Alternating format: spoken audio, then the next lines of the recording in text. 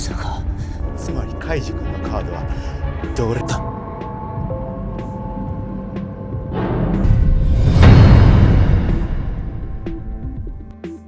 Assalamualaikum warahmatullahi wabarakatuh. Hai sobatku sekalian, kembali lagi bersama saya Kang Review di channel kita berjaya, channel SC Movie. Baiklah, kali ini kita akan kembali lagi mereview sebuah film yang bergenre mafia di dunia perjudian. Film ini berceritakan tentang seorang remaja pecundang yang akhirnya bisa membuat tunduk sang mafia di dalam dunia perjudian. Untuk menikmati keseruan filmnya, yuk langsung saja kita masuk ke videonya. Sebelum lanjut ke videonya, untuk para sahabatku sekalian, jangan lupa like, komen, dan juga subscribe ya, supaya channel kita menjadi lebih maju lagi. Di awal film, kita disaksikan dengan sekelompok mafia yang haus akan kekuasaan, dan mereka akan membuat sebuah kerajaan bawah tanah yang untuk mempertahankan kejayaannya.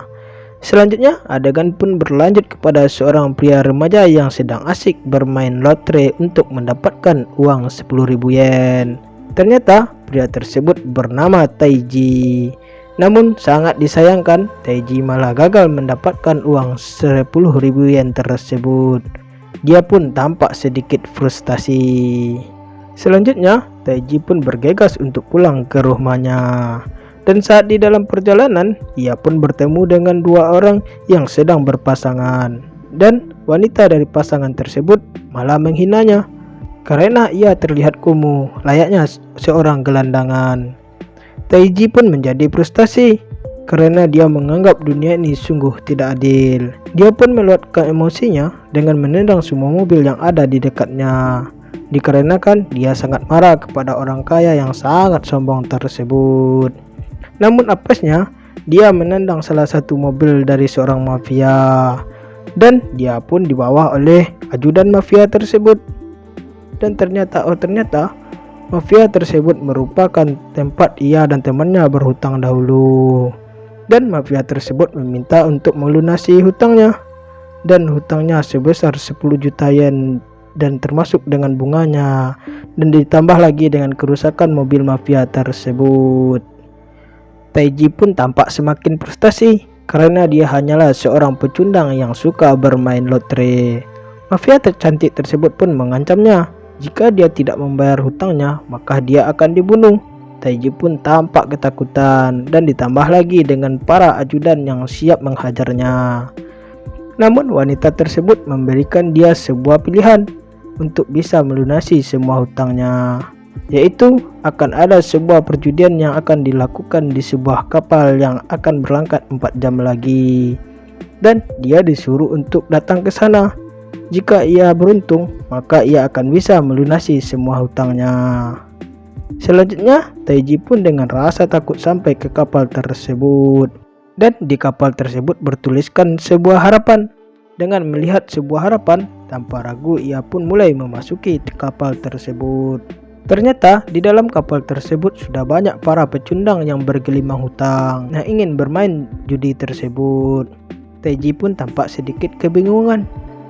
Namun tiba-tiba mereka semua pun dikumpulkan. Datanglah seorang ketua mafia yang bernama Tonegawa. Tonegawa pun mulai menyampaikan informasi kepada mereka. Mereka semua akan bermain judi yang sudah disiapkan. Namun para peserta pun harus membeli 3 bintang terlebih dahulu, dengan harga satu bintangnya seharga 1 juta yen. Dengan hebatnya, karena mengetahui mereka tidak memiliki uang, maka Tonegawa dan juga anggotanya akan meminjamkan mereka uang dengan bunga 1% per menit. Para peserta pun nampak protes dengan semua peraturan tersebut. Namun, Tonegawa dengan cerdasnya menjanjikan kepada mereka jika mereka menang, maka semua hutang mereka akan dilunasi, dan mereka juga akan diberi uang sebesar 30 juta yen. Dan dengan iming-iming tersebut, peserta pun mulai setuju, walaupun Taiji nampak sedikit ragu. Semua peserta pun mulai diberi 3 bintang dan juga 12 kartu. Dan kartu tersebut terdapat simbol gunting batu dan juga kertas. Dan Jadi permainan yang akan dimainkan kali ini yaitu permainan yang sangat simpel, yaitu permainan batu, gunting, dan juga kertas. Pemain harus bermain bersama pemain yang lain. Para peserta bisa dikatakan menang jika semua kartunya sudah habis dan juga bintangnya paling sedikit berjumlah 3. Dan yang kurang dari 3 bisa dikatakan gagal dan waktunya hanya diberi selama 30 menit saja. Dan dengan senang hati para peserta pun mulai melakukan permainan tersebut, kecuali Taiji yang tampak sedikit ragu. Saat peserta sedang asyiknya bermain, tiba-tiba seorang peserta ditarik oleh para mafia tersebut dan dimasukkan ke dalam satu ruangan. Dan tiba-tiba pria tersebut pun berteriak keras.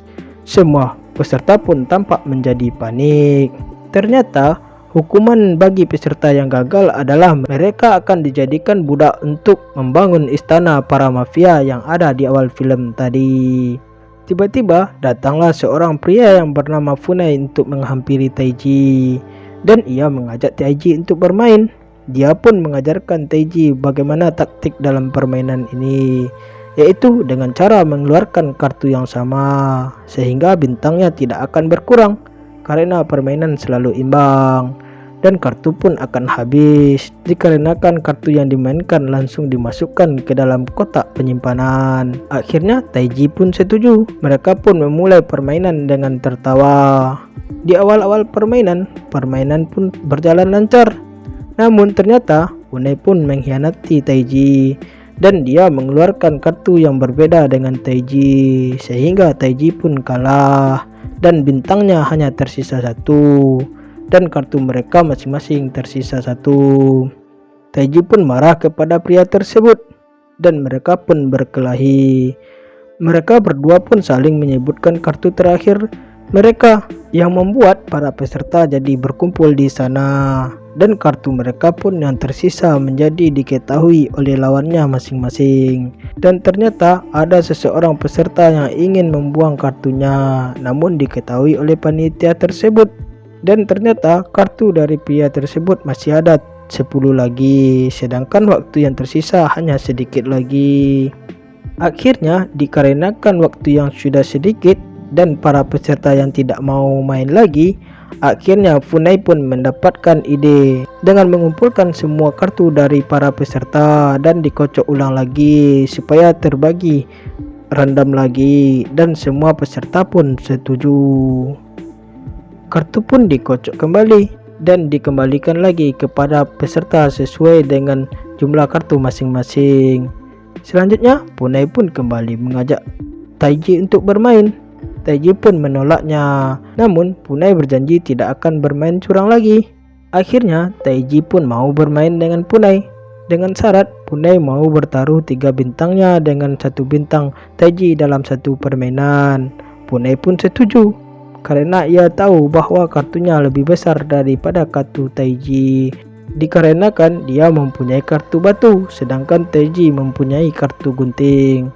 Karena Funai melihat bekas darah dari kartu Taiji tersebut, dikarenakan hanya kartu gunting yang terkena darah saat mereka berkelahi tadi. Dan akhirnya permainan pun mereka mulai. Dengan pedenya dan juga sambil tertawa, Funai pun mengeluarkan kartu batunya. Ternyata sobatku, kartu yang dipegang oleh Taiji adalah kartu kertas yang membuat Taiji bisa mengalahkan Funai. Ternyata Funai sudah masuk ke dalam jebakan Taiji. Taiji sudah menukar kartu guntingnya dengan kartu kertas yang disimpan oleh si paman, dan juga diberi darah di ujung kartu tersebut. Dikarenakan Taiji tahu kalau Funai sudah menandakan kartunya dan kembali mengambil kartu tersebut.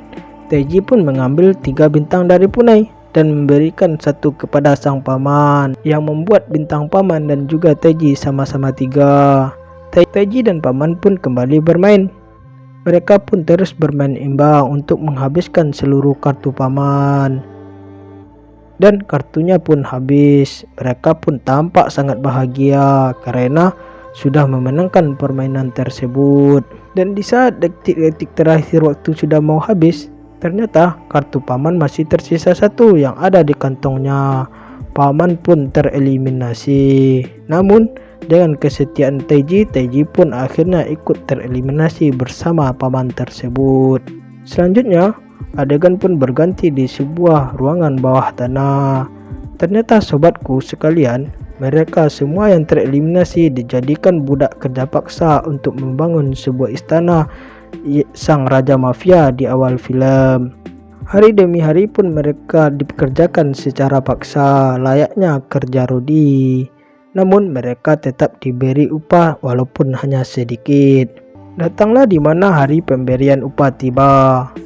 Taiji pun mendapatkan upah yang sedikit karena dia hanya karyawan baru di sana. Tiba-tiba datanglah seseorang yang menjual minuman dan juga makan makanan enak. Dan ternyata semua budak membelinya dengan harga mahal dan menghabiskan semua uang upahnya. Taiji pun hanya diam saja dan ingin menabung untuk merubah hidupnya ke depannya. Namun sang penjual pun memberi bir kepada Taiji dengan hanya cuma-cuma. Ternyata itu hanyalah tipu dayanya yang membuat Taiji ketagihan dan membelinya sehingga uangnya semuanya habis. Berlanjut kepada hari esoknya, pada saat mereka bekerja, terjadilah kecelakaan di tempat kerja tersebut. Paman pun terluka. Taiji pun membawa paman ke ruang rawat. Namun ternyata orang yang tidak mempunyai uang tidak akan diobati dan Taiji pun tampak sangat frustasi. Selanjutnya, ada seseorang pria yang berbicara dengan Taiji. Pria tersebut bernama Sahara. Sahara dan Taiji merupakan teman lama. Sahara pun berkata kepada Taiji bahwa jika ingin keluar di sini hanya ada satu tempat, yaitu melalui jembatan kebebasan. Dan Taiji pun tampak sedikit berpikir.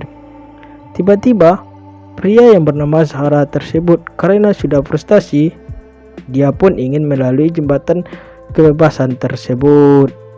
Akhirnya Taiji pun juga ingin ikut dengan pria tersebut ke jembatan kebebasan, dan juga beberapa budak lainnya yang sudah frustasi bekerja secara paksa. Mereka pun diantar ke sebuah gedung yang sangat tinggi dan datanglah Tonegawa sang mafia ke sana. Tonegawa memberikan mereka satu buah cek yang berisi 10 juta yen yang hanya bisa ditukarkan di gedung yang ada di sebelahnya. Dan ternyata sobatku, mereka harus melewati sebuah jembatan yang sangat kecil yang dinamakan jembatan kebebasan, dan jembatan tersebut dialiri listrik yang membuat mereka tidak bisa merangkak melewati jembatan tersebut dan hanya bisa berjalan menggunakan sepatu. Mereka pun mulai tampak ketakutan. Namun Tonegawa pun berkata tidak ada yang gratis di dunia ini. Jika mereka tidak mau, mereka akan dikembalikan menjadi budak. Akhirnya mereka pun setuju, dikarenakan mereka tidak ingin menjadi budak lagi dan ingin bebas keluar dari tempat tersebut. Ternyata sobatku, mereka sedang ditonton oleh para mafia yang menjadi donatur sebagai acara tersebut. Para mafia tersebut pun tertawa di atas penderitaan mereka. Mereka pun mulai berjalan di atas jembatan tersebut. Satu persatu peserta pun mulai jatuh dan peserta yang lainnya menjadi semakin panik.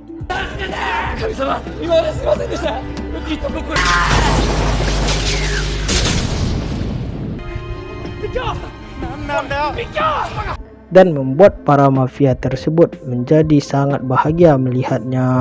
Sungguh perlakuan yang tanpa peri kemanusiaan.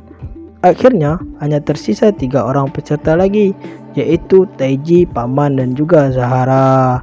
Paman pun meminta kepada Taiji untuk membawakan ceknya dan hadiahnya diberikan kepada anaknya karena dia tidak sanggup untuk berjalan lagi. Dan tanpa sepengetahuan Taiji, Paman pun akhirnya terjatuh dari jembatan tersebut tanpa suara, sehingga hanya menyisakan Taiji dan juga Sahara. Akhirnya dengan susah payah dan kaki gemeteran, mereka pun sampai di ujung jembatan tersebut dan mereka berdua pun sangat girang. Tiba-tiba jendela gedung tersebut terbuka dan mengenai Sahara, sehingga Sahara pun terlempar dan akhirnya terjatuh dari gedung tersebut, dan Sahara pun tereliminasi dan hanya Taiji pun yang berhasil. Secara tiba-tiba datanglah seorang kakek, dan ternyata kakek tersebut merupakan sang raja mafia dari semua mafia. Pada saat Taiji ingin menukarkan ceknya, ternyata dia hanya mendapatkan 100.000 yen lagi, dikarenakan uangnya sudah habis dipotong dengan bunganya. Dan cek sang paman pun tidak bisa ditukarkan lagi karena sang paman sudah tereliminasi. Taiji pun sangat marah kepada Tonegawa. Kakek tersebut pun mulai berkata kepada Taiji akan bisa menjadi seorang raja dan mendapatkan banyak uang jika dia bisa mengalahkan Tonegawa dalam bermain judi. Dikarenakan janji Taiji kepada sang paman, dia akhirnya ikut dalam perjudian tersebut, dan permainan tersebut pun langsung disaksikan oleh sang raja mafia. Taiji pun memilih kartu budak dan Tonegawa pun mendapatkan kartu raja. Taiji memilih kartu budak dikarenakan jika ia menang maka hadiahnya akan dilipat gandakan menjadi 10 kali lipat. Namun kemungkinan menang itu hanya sedikit dikarenakan kartu budak berisi 4 kartu rakyat dan 1 kartu budak, sedangkan kartu raja berisi 4 kartu rakyat dan 1 kartu raja. Kartu yang berisi rakyat bisa mengalahkan kartu yang berisi budak, dan kartu yang berisi raja bisa mengalahkan kartu yang berisi rakyat. Namun kartu yang berisi budak bisa mengalahkan kartu yang berlambang raja, dan kemungkinan untuk menang hanyalah 10% untuk Taiji. Dan permainan pun mulai mereka lakukan. Permainan pun berawal dari kartu rakyat sehingga hasil yang mereka dapatkan imbang. Permainan 2 kartu pertama, mereka sama-sama mengeluarkan kartu rakyat sehingga menghasilkan hasil yang imbang. Dan untuk kartu yang ketiganya, Taiji pun kalah dikarenakan dia mengeluarkan kartu budaknya, sedangkan Tonegawa mengeluarkan kartu rakyat, sehingga uang Taiji pun habis. Namun sang ketua pun masih ingin mereka untuk bermain, dan dia meminjamkan Taiji uang sebesar 390.000 won dengan syarat jika Taiji kalah maka Taiji akan menjadi budak selama 130 tahun tanpa digaji sedikit pun. Taiji pun tanpa berpikir panjang lagi langsung setuju. Permainan pun mulai dilakukan lagi. Namun di permainan tersebut pun Taiji juga mendapatkan kekalahan, sehingga dia diantarkan untuk menjadi budak di terowong bawah tanah. Dan saat dia diantarkan oleh mafia cantik tersebut, di dalam perjalanan Taiji pun meminta kepada sang mafia tersebut untuk meminjamkannya uang untuk bermain lagi. Dan Taiji pun berkata kepada mafia cantik tersebut bahwa dia sudah mempunyai ide untuk mengalahkan Tonegawa dalam permainan tersebut. Dan Taiji pun terus meyakinkan wanita tersebut. Dikarenakan mafia cantik tersebut mempunyai dendam kepada Tonegawa yang sudah mengambil tempat dari wanita tersebut, mafia cantik tersebut pun setuju. Mereka pun kembali ke tempat sang raja untuk bermain bersama Tonegawa dan membawa uang cek sebesar 50 juta yen. Namun permainan kali ini tidak hanya uang saja taruhannya, tetapi jika Taiji kalah, maka mafia cantik dan juga Taiji akan menjadi budak selamanya. Dan jika Tonegawa yang kalah, maka mereka akan mendapatkan uang sebesar 500 juta yen dan Tonegawa akan dijadikan budak selamanya. Sang ketua panitia pun sangat tertarik dan dia pun menyuruh Tonegawa untuk bermain lagi bersama Taiji, dan mereka pun mulai melakukan permainan. 2 permainan pertama pun mereka lakukan secara imbang dan kartu mereka hanya tinggal 3 lagi. Taiji pun mengeluarkan kartunya yang terkena darah. Tonegawa pun tampak mulai ragu dengan kartu tersebut. Apakah kartu tersebut kartu rakyat ataupun kartu budak? Dikarenakan Tonegawa ingat bahwa dua kartu Teiji terkena darah dari luka yang ada di kepalanya. Kartu yang terkena darah tersebut yaitu kartu budak dan juga kartu rakyat. Akhirnya Tonegawa pun mengeluarkan kartu rakyat, dan ternyata kartu mereka sama-sama kartu rakyat dan permainan pun kembali imbang. Dan kartu Teiji dan juga kartu Tonegawa hanya tinggal dua lagi. Dan kedua kartu Teiji yang tinggal tersebut merupakan kartu rakyat dan juga kartu budak. Sedangkan Tonegawa mempunyai dua kartu, yaitu satu kartu rakyat dan satu kartu raja. Teiji pun mengeluarkan kartu yang tanpa darah. Tonegawa pun ingin mengeluarkan kartu rakyat. Dan tiba-tiba Tonegawa pun menganalisa secara teliti. Dan Tonegawa pun teringat bahwa Teiji menukarkan kartu budaknya dengan kartu rakyat. Jadi yang terkena darah adalah kartu rakyat keduanya. Teiji dan juga mafia cantik tersebut sangat panik ketika Tonegawa mengeluarkan kartu rajanya dan mengetahui taktik dari Teiji. Namun ternyata sobatku, Teiji pun membuat semua orang terkejut dikarenakan itu merupakan kartu budak, dan Teiji pun bisa mengalahkan Tonegawa. Ternyata sobatku, Teiji pun hanya berpura-pura menukarkan kartunya untuk mengecoh sang Tonegawa, dan Teiji pun keluar menjadi pemenangnya, sehingga Teiji pun mendapatkan uang sebesar 500 juta, dan Tonegawa pun menjadi budak untuk selamanya. Dan akhirnya sang pecundang pun bisa mengalahkan seorang raja mafia di dalam dunia perjudian. Selanjutnya, adegan pun berganti di saat Teiji dan juga mafia cantik tersebut sedang asyik makan dan juga membagi uangnya. Namun ternyata minuman yang diberikan kepada Teiji terdapat di dalamnya sebuah obat, dan Teiji pun menjadi pingsan.